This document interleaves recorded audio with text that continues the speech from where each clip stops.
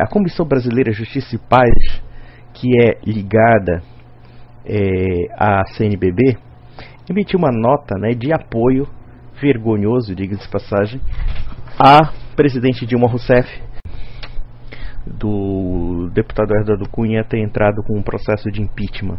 A própria CNBB depois, ela começou a se manifestar porque quando você vê um órgão católico, né, manifestando apoio a um governo corrupto, a um governo imoral, a um governo anticristão, a um governo que defende aborto, defende casamento gay, defende tudo aquilo que é contrário aos princípios da igreja, nós, ao contrário, assim, eu poderia dizer assim, muitos católicos podem estar tristes, né? Ou então tem gente aí, inclusive, defendendo a barra da CNBB, mas a gente tem que estar feliz por isso. Sabe por que nós temos que estar felizes? Porque nós estamos vendo um processo lento e gradual da esquerda católica. A teologia da libertação está se autodesmoralizando. Alguém tem dúvida disso? Olha, a Comissão de Justiça e Paz, que pertence à CNBB, publica uma nota dizendo que o impeachment pode ameaçar a estabilidade do país, e blá blá blá, aquela coisa toda. Aí depois a CNBB lá do centro, mais ao centro, diz que a Comissão de Justiça e Paz, embora seja um organismo da CNBB, não representa o pensamento da CNBB. Mas mesmo assim você vê que a notinha é uma coisa assim meio meia boca, porque pegou muito mal para esses bispos e padres defenderem um governo que não é defendido por ninguém, só por gente corrupta, só por bandido.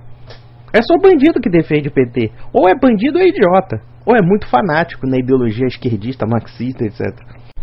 Vocês acham que a CNBB tem credibilidade? Nós temos que agradecer. Porque eles estão se desmoralizando, eles estão cometendo suicídio político. Cedo ou tarde, o que vai acontecer? A CNBB vai ficar tão desmoralizada, mas tão desmoralizada, a esquerda católica vai ficar tão desmoralizada, que vai chegar um ponto que nós católicos vamos ter que aloprar com esse pessoal. Há um processo de desmoralização da teologia da libertação. Só que esse processo tem que ser tem que ser revelado, tem que rasgar a máscara e mostrar que, na verdade, certos bispos, certos cardeais e certos padres estão simplesmente nus. Não se pode servir a dois senhores. Ou você serve a Deus e a igreja, ou você serve a Dilma Rousseff. Ou você serve ao PT, ou você serve ao Foro de São Paulo, ou você serve ao MST. E aí os bispos e padres viram empregadinhas domésticas desses homens, né? Serviçais desses homens. Não tem escapatória. Ou a igreja vai ter que se decidir, tá? Ou então vai ser um processo de desmoralização cada vez maior. O problema não é a desmoralização desses caras. Para mim, eles já estão desmoralizados há muito tempo. O único mal é desmoralizar, ou pelo menos afetar aquelas pessoas que são a banda boa da igreja. São aquelas pessoas que realmente que acreditam na igreja, que amam a igreja católica, que amam a instituição instituída pelo nosso Senhor, né? E que, de alguma forma, estão sendo afetadas por essa banda podre. Por essa banda apóstata. Porque tem que ser dito, é apostasia. Ah, julgamento. Não é julgamento, é um fato. Se um cidadão vira comunista, ele é apóstata. Se um sujeito chega na tua igreja e começa a dizer que derrubar a Dilma Rousseff é golpismo, quer dizer, ele incorpora todo aquele discursinho panfletário do Partido Comunista, eu diria que ele é mentiroso, por quê? Porque ele se faz de padre para pregar coisas que padre não prega. Isso que ele é que nem Padre Beto, é que nem Frei Beto, esses Betos são perigosíssimos, né? Mas é basicamente isso. Mas, por um lado, esse vexame que a CNBB passou, não tem que deixar barato, não. Tem que ridicularizar mesmo. Tem que pegar pesado com esses caras. Quando houve as manifestações populares autênticas de pessoas verdadeiramente honestas e cristãs que estavam nas ruas combatendo um governo imoral como esse, no dia 15 de março de 2015, a Igreja Católica, ou pelo menos uma parte do seu clero, virou as costas. Isso foi uma vergonha para a história da igreja no Brasil. Vergonha para uma igreja que é um dos princípios, é um dos pilares fundadores da nação brasileira. Mas nós não temos que envergonhar da Igreja Católica, porque a Igreja Católica não é somente o clero. A Igreja Católica também é o povo. Eu sou católico. Eu posso dizer, eu me orgulho de ter participado das festividades do dia 15 de março, combatendo o governo da Dilma. E eu sei que milhares e milhões de católicos foram às ruas combatendo essa patifaria a despeito do seu clero covarde.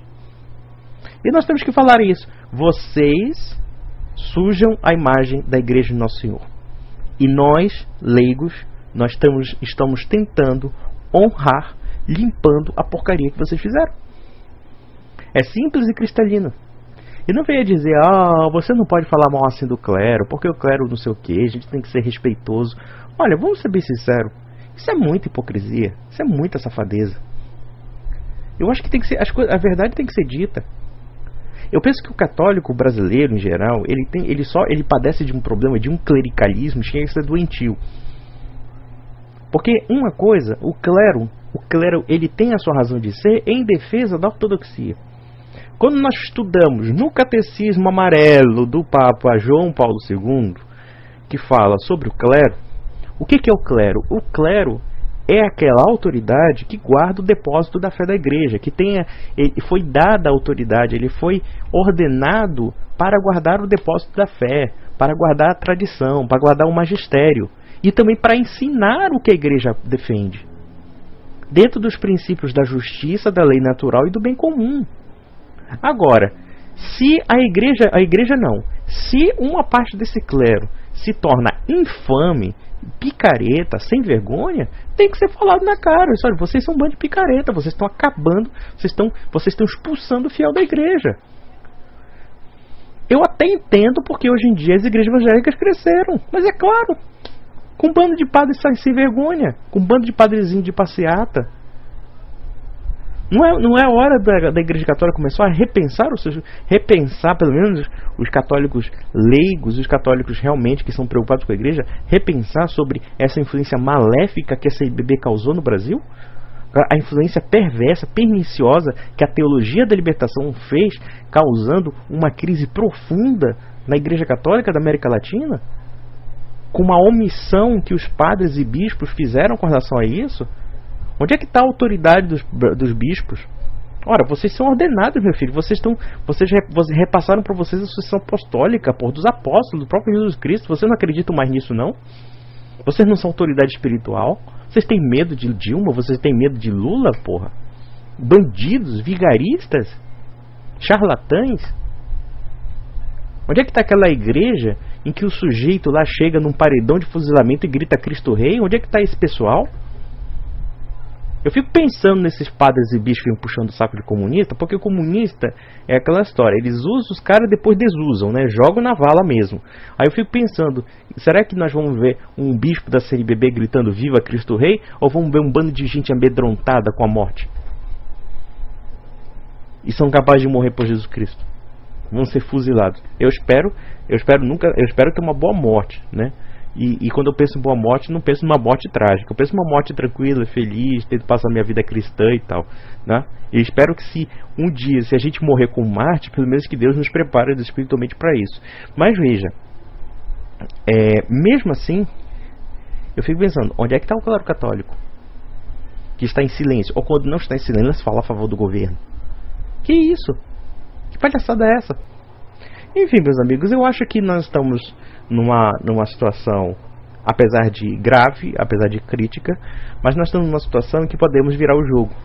E eu acho que a CNBB, até certo ponto, o bom da história é que a CNBB ela está que nem o rei nu na figura do Hans Christian Andersen, né? Nossos bispos e padres estão nus, ou pelo menos alguns deles, não são todos. E acredito nem a maioria até é séria. Mas tem esses Barnabés da vida que, no final da história, estão cometendo gafes e mais gafes, e eles estão tão surpresos com a reação da população que, no final da história, acredito que nós vamos virar o jogo não somente em favor do Brasil, como também em favor da Santa Madre Igreja. Então, vamos à luta e vamos, comprar o bom combate, Vamos combater o bom combate, como já dizia Paulo. E começar a combater a teologia da libertação e realmente fazer com que a Igreja volte aos seus caminhos, como de fato foram dados em ensinamento pelo nosso Senhor e Salvador Jesus Cristo.